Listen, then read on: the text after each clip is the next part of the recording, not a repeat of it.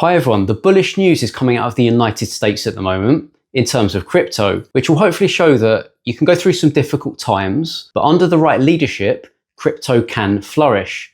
So in this video, I thought it would be a good idea to provide an update on UK crypto regulations, given that some news has come out recently, with the UK, if we're being honest, not being great for crypto, with the FCA's approach, a lack of clarity, the difficulty of interacting with crypto for some investors over the past few years, and a recent increase in capital gains tax, just to name a few areas.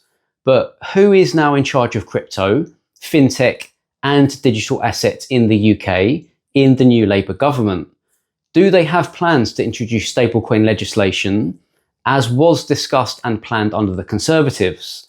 Do they have any other plans that we're aware of? What's happening with the FCA in terms of them onboarding crypto firms in the UK? What's the latest update on the recent legislation that declares crypto as personal property? And which crypto exchange has recently announced that it will be offering crypto services to UK investors again? Well, that's what we'll be looking at in this video. So please do like the video and subscribe to the channel so I can continue to offer more content for you in future. Stick around to the end of this video to find out what services Coin Knowledge offers. Just a quick reminder that nothing contained here is financial advice, and let's jump straight in and take a look at crypto regulation in the UK.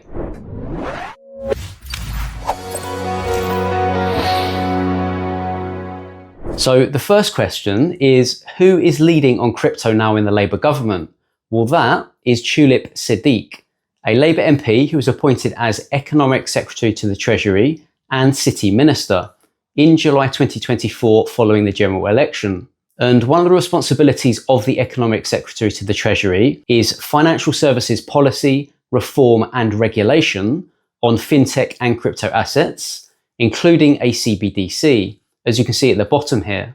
And Siddiq will be working with the FCA on this, so the Financial Conduct Authority, and the PRA, which is the Prudential Regulation Authority. And Tulip Siddiq has advocated for a few years now for a balanced approach to crypto by the UK government. So not cracking down on the market, but also ensuring that it's fully regulated in the UK to protect and educate investors more. She does say that she sees the potential of it though, but time will tell. However, Tulip Siddiq spoke at the Tokenization Summit in London on Thursday the 21st of November and confirmed that the UK will publish draft crypto legislation and regulatory framework in early 2025, which is certainly one to keep an eye out for, with this particularly focusing on stablecoins and staking, but also the cryptocurrencies more broadly, with regulation on stablecoins being planned for over a year now, with a consultation that took place.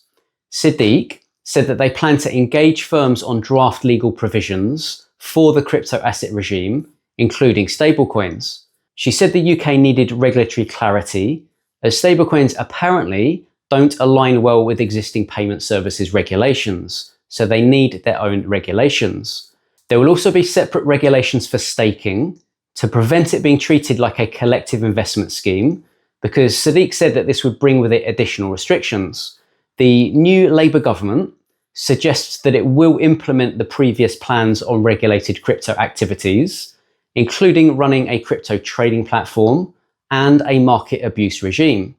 And I will do a video on these draft regulations in 2025 when they're released. Because the question for the UK isn't just about individual investors, who of course need clarity too. But with a pro-crypto president of the United States now, and MiCA EU regulations coming into force, let alone other jurisdictions in Asia and the Middle East, it's a wider issue in that why would the UK be attractive to huge crypto firms, for example, and to investment?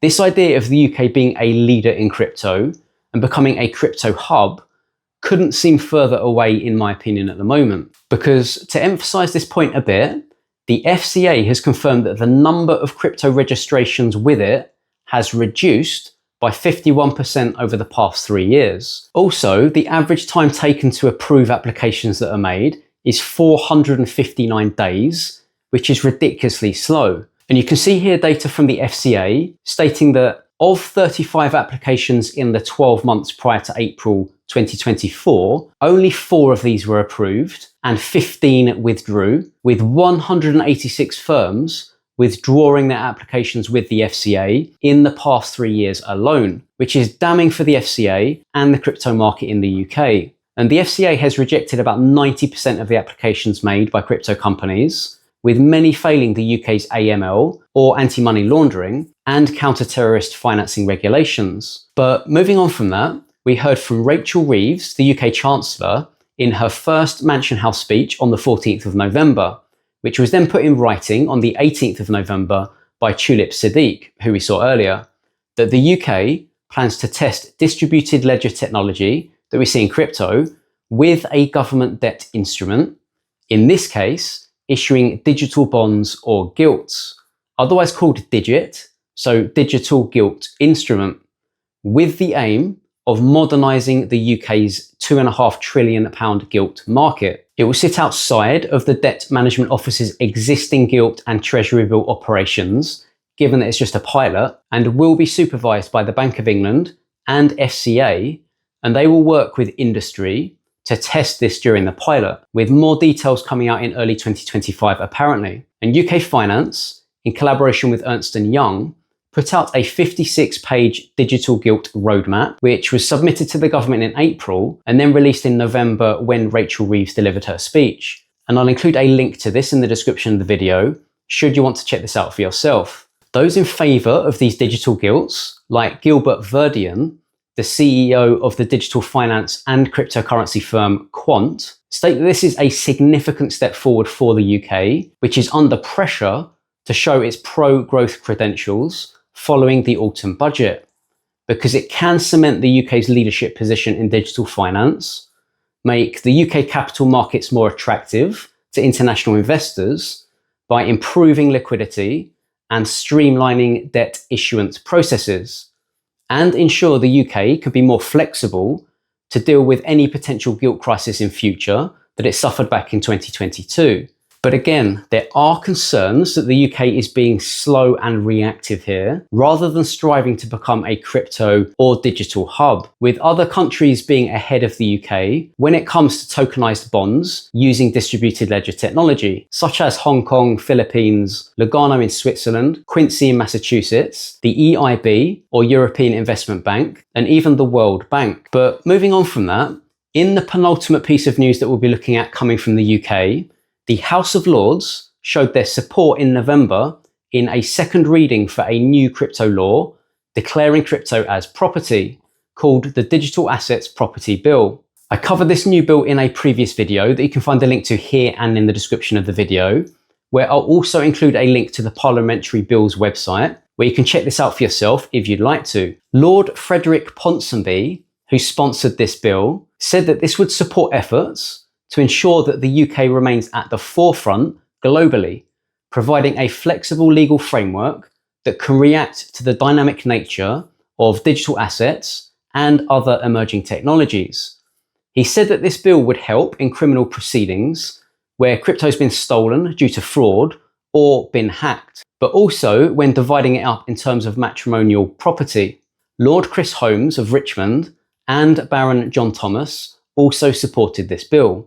And I think it will be important to see how this fits with the new draft crypto regulations that I mentioned earlier that are coming into the UK in 2025. And finally in this video, let's look at a crypto exchange, because BitGet, that was established in 2018 and is the 7th largest crypto exchange with more than 150 tokens, announced on the 12th of November that it is now available again to new UK crypto investors after a 6-month absence. With this announcement from back in May 2024, saying that it was restricting access to its exchange for new users in the UK, while it looked into complying with the UK crypto regulations. And it has now done this through the FCA registered firm and exchange Archax, so that it can comply with the UK's financial promotions regime. Although it might take a bit of time for BitGet to get set up again in the UK, with some new users reporting issues when trying to become verified on the exchange. But that ends this video, and as always, I'd love to know what you think in the comments below